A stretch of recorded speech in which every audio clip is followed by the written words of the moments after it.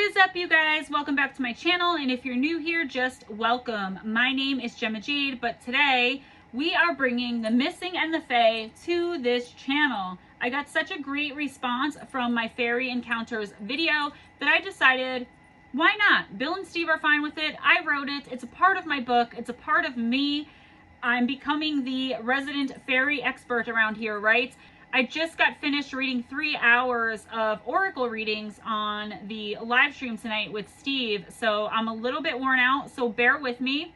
I'm a little bit hot mess, a little bit more than usual, but I'm a fun hot mess, like a train wreck that's filled with pizza and glitter and popsicles. I saw that meme and I really wanted to repeat it. All right, let's get started. Did you ever wonder why in recent years more and more people seem to be disappearing from our national parks at such a higher rate than ever before? While many see these occurrences as unexplainable or seem to think they have a reasonable, rational, or even scientific explanation for it all, there are some of us who know better. Some of us who think otherwise. From UFO and Bigfoot sightings to the bizarre and unexplained missing phenomenon clusters, many of us are left scratching our heads and wondering what is going on out there in the woods. While there are many folktales and legends into who or what is lurking in the woods and forests all around the world, today we are going to focus on one legend in particular, the legend of the Fae or fairy people. While most people seem to think of helpful, beautiful, and sparkly, if not a little bit mischievous creatures when thinking of fairies, there are others who have heard the real legends, the real terrifying and strange encounters with these mystical beings in the woods, and have had our visions of them forever changed because of it. Let's take a walk through the deepest parts of the darkest forests and explore the shockingly terrifying world of the Fae. Could they be the real reason all of these hikers and hunters and professionals, children and animals too, have been going missing at such an alarming rate all over the world? That's up for you to decide. Wherever you travel in the world, there's going to be some kind of fairy legend. They differ from place to place, and quite unusually, there seems to be no single point of origin for where they came from or where the stories about them started. In many cultures, it is believed that these tiny beings are actually demoted angels or even demoted demons who lurk and hide in the woods and forests, ready to snatch unsuspecting victims out of our known place and time, dragging us to who knows where. There is also a strong belief for the need to ward them off using charms of protection, usually worn about the body. If you ever run into one, be sure not to mention it by name. More commonly, they are referred to as the little people or the hidden people, so as not to summon them accidentally. So the people who believe this legend of the fairies being fallen, whether angel or otherwise, believe they are neither good enough for heaven nor bad enough for hell. They can appear and disappear at will, which makes it very easy for them to stalk and sneak up on their targets. Mainly us humans. In 1962 in southern England, a farmer's wife reported getting lost in a very remote area of wilderness known to this day as the Berkshire Downs. She recalls how she didn't even realize she was losing her way and became very panicked and confused all of a sudden. You guys should know by now the common denominator here, right? We're going to get into what they are, but sudden confusion, not even realizing you're lost. She claims to have never switched course and headed the entire time in the same and right direction toward where she had originally intended to go. What she realized later on, though, was that she was actually moving further and further into more remote and desolate parts of the land, away from any other form of civilization. Eventually, she got really tired and decided to stop for a few minutes. This is when she heard a sort of murmuring or mumbling coming from somewhere near her, although exactly where she couldn't be sure. Though it was a clear and sunny day, she couldn't see anyone or anything to accompany the strange voices.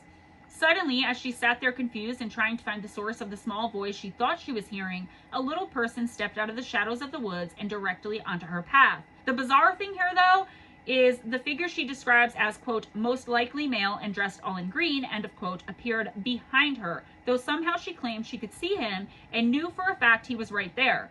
I guess intuitively, or he was putting himself into her mind's eye, getting into her head. Without saying a word, the little man turned her around and pointed her to the right path back to her home. The figure then disappeared without a trace right before her eyes, and it was only while talking to her husband later on and recounting her bizarre and seemingly stress-induced experience did she realize she had encountered a fairy. Luckily for her, this was one of the helpful ones and not the more commonly known ones who purposely lure unsuspecting wanderers off their track and bring them to places unknown where they will never be able to find their way back.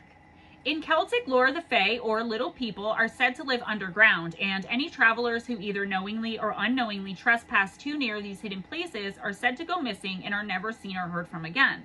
Many people who have reported having an encounter have reported being in a place they had never seen or knew existed before, seemingly in the blink of an eye, with no knowledge or recollection of how they got there.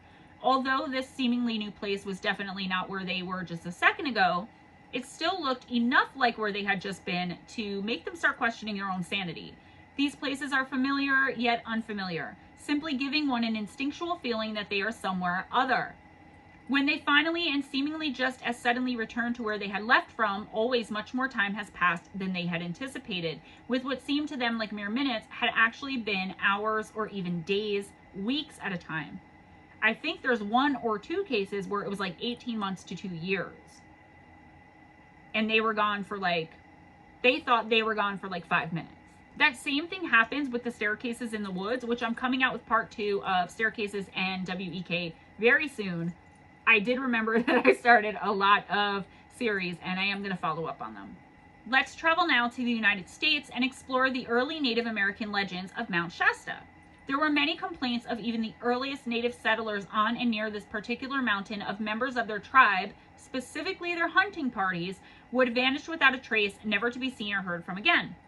Hunters going missing at Mount Shasta. Imagine that. This happened so much, in fact, they started to believe the whole area was cursed. They also spoke of a bright stone which traversed the mountain and seemingly swallowed people whole. They were convinced that this stone had something to do with the fairies. Do you believe this area could be cursed? What was this glowing stone? Or do you believe this was just a scary story to tell their children in the hopes of keeping them from wandering too far on the mountain alone? Let me know in the comments. In northern Sweden, there's a man, and who for the sake of this video and out of respect for his desire to remain anonymous, we'll just call him Joe. Throughout his childhood, Joe would go to his grandparents' house in a deeply wooded area with lots of trees and trails for a young boy to explore. When he was 10 years old, he and his family went to stay at his grandparents' house for the entire summer. Aside from the one main house, there were a bunch of small cabins on the property which his grandparents owned, and his family would stay together in these cabins for the entirety of their summer vacation. Joe stayed with a group of his cousins in a cabin that was about a little less than 100 feet away from his grandparents' main house. This was extremely desolate land, and the closest town was miles and miles away. There was electricity, but there was no running water, and the family would have to collect their own. As I just said, going to the nearest town to buy some wasn't a reasonable option, as it would have taken so long for them to get there and return. It really wasn't worth their time when they can just get their own. While the lake was directly in front of Joe's cabin, behind it were very deep, very desolate woods.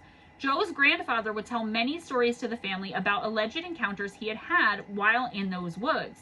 Encounters which he didn't know how to explain, as there seemed to be no known words to describe what it was he was seeing and or experiencing.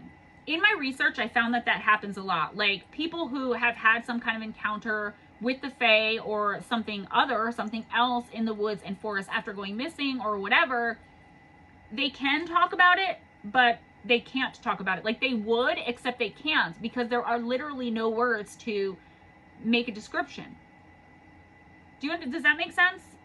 Joe himself said whenever he was hiking or just wandering around in these woods, he always got this sort of creepy and eerie feeling, which he never could explain himself either. On numerous occasions, he reported seeing little people who would appear and then vanish just as quickly and seemingly without a trace.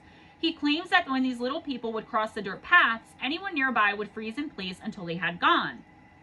When his cousin heard Joe telling the other family members these experiences he had been having, he decided that on the next hike he took with Joe, he would bring it up to joke and possibly tease his cousin about it. Obviously, he wasn't a believer. The cousin laughed and pretended to freeze in place while telling Joe it seemed he had come across one of the little people's trails. Like, look at me, I'm frozen in place. Oh, must have come across a little person. That kind of stuff. The boy's grandfather wasn't very happy about this joke and reprimanded the other boy not to ever joke about the little people, especially not while wandering about in the woods. The subject was eventually dropped, and they all went home to their respective cabins to retire for the night. In the middle of the night, though, Joe recalled being woken up by some sort of noise outside of the cabin. The noise seemed to be coming from everywhere at once, all around the cabin, instead of one singular place. He likened the noise to bears scratching at the outside of the cabin. It also sounded simultaneously like pebbles were dropping down onto the roof like raindrops and falling down the sides of the cabins. Suddenly, the scratching sound seemed to be coming from under Joe and his cousins' beds. They were frozen in fear, frozen in place, if you will, with terror from the sound coming from right under where they were each respectively sitting. Eventually, they summoned the courage to get up and run as fast as they could to their grandparents' cabin to tell them what was going on. The next day, the two boys and their grandfather walked the same path in the woods as the day before, where the cousin had made the insult toward the little people, and they scattered candy all around and all along the trails. As they did this, they profusely apologized for offending whatever it was in those woods that day and night. Joe thinks it was definitely the little people who had come to teach him and his cousins a lesson on manners and respect. On March 31st, 1886, an Ohio newspaper article in the Bloomington Daily Leader came out involving a man and his daughter. The incident took place years before the article had come out, and the daughter's name is still unknown, while the man's name is Andy. We will call his daughter Sarah for the purposes of this story. Andy and Sarah were living in Dubuque County at the time. According to Andy, in her early teen years, his daughter started becoming sickly and ill all of the time, and none of the doctors who examined or treated her seemed to be able to help her in any way. Nobody knew what was going on. Andy decided to then take his daughter to the monastery to see a priest called Father Bernard. Father Bernard was very well respected and considered very wise throughout the community, and upon hearing about Sarah's unexplainable illness, he agreed to pray with and over the young girl. During one of their walks home from praying with Father Bernard, Sarah allegedly turned to her father and told him that it was all useless. There was no point to it. That everything Father Bernard was doing wasn't going to help her, and eventually she would be taken by the fairies. Andy didn't pay attention at the time and thought his daughter was just feeling discouraged as she'd been sick for so long.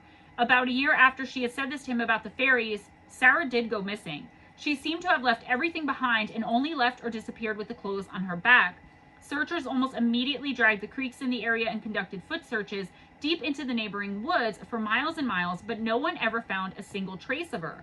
Because of the lack of any sign of her or any evidence as to where she had gone, the locals and law enforcement set their sights on Andy, on her father, as the culprit who had done something to his daughter. However, luckily before any charges were pressed against him, Sarah came back. She returned. The story she told as to what happened to her was unbelievable to most. It's for you to decide if you believe it or not. Sarah relayed that she had simply been traveling the country with the fairies the entire time she was gone. She recounted being in strange vehicles invisible to the naked human eye. On the third day after she returned, Sarah informed everyone around her, like, don't be too happy because the fairies are coming back for me. She told them the fairies are coming back for her. She also told them that she had no choice but to leave again with them. Indubitably, she left again not long after and was never seen or heard from again, ever. The newspaper reported that Andy never changed his story about what had happened to his daughter, and when asked what he believed, he responded with the tales of the fairies from Ireland. So he really did believe that it was the Fae. He didn't listen to her at first because he thought she was just discouraged from being so sick, but what else is the man to think? Our experiences are what shape our opinions, in my opinion, because if you've never had an experience with something supernatural, paranormal, you might not believe as much as someone who has had many. Do you know what I mean? Like, you might still believe, but you might not believe like in fairies, but you believe in ghosts or specters. So, stuff like that is what I'm trying to say. If you're thinking all of this talk of real fairies has started perhaps with the modern day version of the fairy tale and people letting their imagination run wild, maybe think again. Here is a story that takes place in the 16th century. This is an account of what allegedly happened to a woman named Anne Jeffries. Anne was born in 1626 and passed away in 1698. There was a wealthy neighboring family named the Pitts who employed Anne as a domestic servant and were able and willing to verify all of Anne's accounts and claim witness to some as well. Let's travel all the way back in time now and hear the remarkable stories of Anne's encounters. The documentation of these encounters came from a man named Moses Pitt, who wrote it all down and sent it to the Reverend Dr. Edward Fowler, who was the Bishop of Gloucester at the time of the strange occurrences. And I think I said Gloucester wrong. It might be Gloucester. I don't know, guys. I'm from New Jersey. Moses was seeking the Reverend's advice on the matter, so let's hear what he had to say. In 1645, when Anne was just around 19 years old, is when the unusual experiences are said to have started. Anne had secured a job as a domestic servant for the wealthy Pitt family and started working in their home. While it's unclear exactly how long she had been working for them at the time of this first encounter, we know it wasn't very long after she'd started. One morning, Anne had finished up all of her morning chores. She went outside and sat in the garden of the huge estate home. This is where Anne claims that while sitting there silently, taking in the nice weather and relaxing on the comfortable arbor there in the backyard of the home, she heard someone or something in the woods very close to her. It sounded like someone was walking like very lightly and slowly toward her. She first thought maybe it was one of the family members or maybe just a visitor to the home. She quickly disregarded this thought, however, when she began to hear strange ringing sounds seemingly coming from every direction all around her at one time. Although scared, Anne recalled that the day was so bright and beautiful, she felt as though nothing could harm her, nothing could touch her. You know, it was beautiful outside. Also, she reasoned, there were people all around her, in the front of the house and inside as well. Many witnesses, if you will. While the ringing was still going on very loudly, and while Anne was trying to get her bearings, 6 small men dressed in all green suddenly appeared out of nowhere from the bright and sunny woods nearby. She described them as cute and charming looking with big eyes and teeny tiny little legs. She later started referring to them as fairies. There is no information as to what made her use this particular title for her description or what made her think that this is what these little men in green were. Anne also claimed that upon laying her eyes on the men, she had become paralyzed or frozen in place, and after a minute or two, she noticed a slight change in her environment before it changed altogether, and she saw the little men had brought her to what she called, quote, a castle in the sky, end quote. It's here where Anne claimed these men had relations with her in a not so YouTube content friendly description we can't share here, but certainly you can use your imagination. The Pitt family was at least able to verify that Anne did in fact go missing for that entire day, and though they searched far and wide, they never could actually locate her.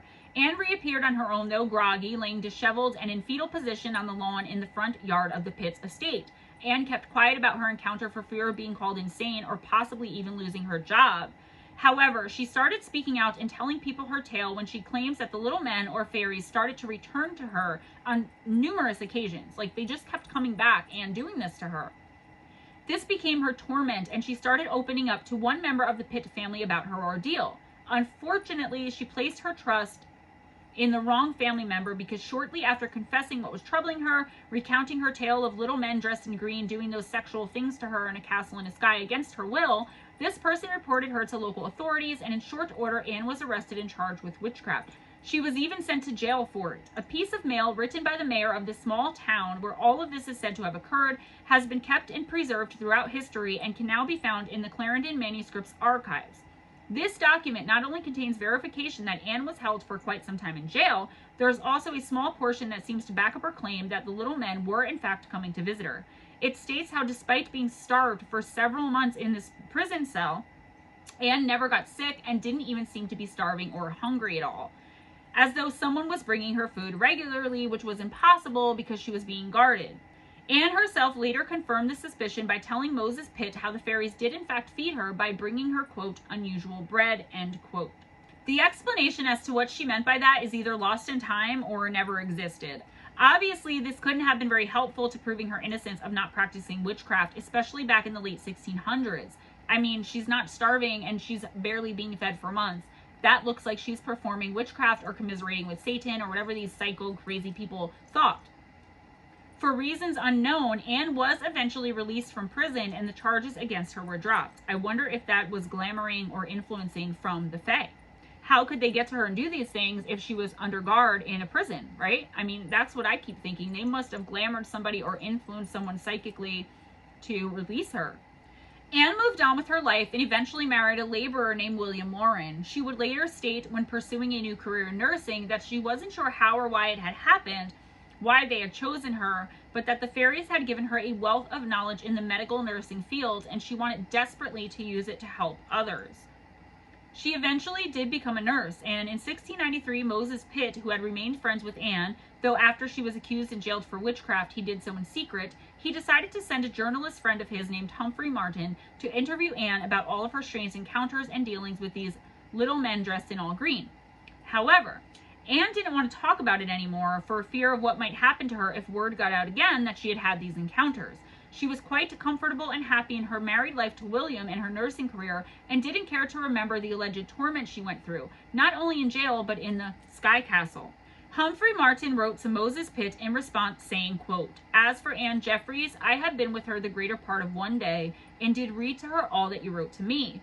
But she would not own anything of it. As concerning the fairies or any of the cures that she could perform, I asked her the reason why she would not do it. She replied that if she would discover it to you, that you would make books and ballads of it, and she said that she would not have her name spread about the country in books and ballads of such things," end quote. At the time all of this was happening with Anne, in the mid to late 17th century, the belief in fairies was very widespread and actually quite common, though almost always kept in secret for fear of being jailed and labeled a witch, especially if you were a woman.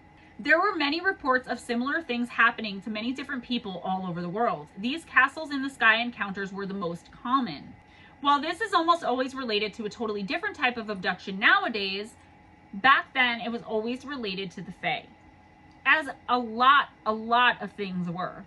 People blamed the fairies for a lot back then.